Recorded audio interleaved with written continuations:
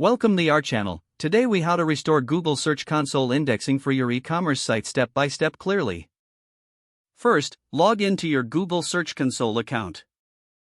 Select the property for your e-commerce site. Go to the coverage report found in the left-hand menu. Review the report for any indexing issues.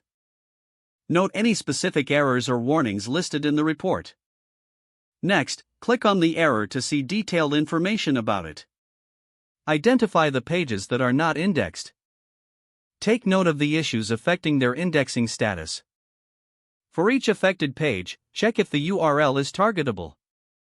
Use the URL inspection tool for further analysis. Enter the URL of the page you want to inspect. Review the index coverage status of the URL. If the URL is not indexed, click on Request Indexing. Wait for the processing to complete. Once processed, check for any new issues that may arise.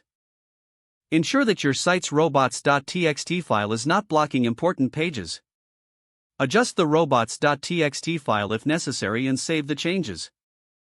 Verify that your site's sitemap is submitted and up to date.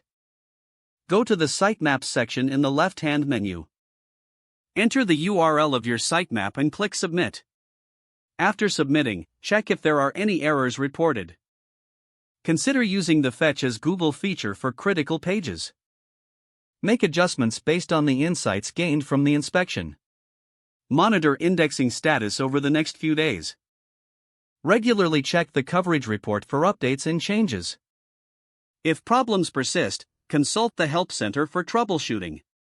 Ensure your site maintains high-quality content to avoid future issues. After addressing all errors, wait for Google to recrawl your site. Keep an eye on your site's performance metrics.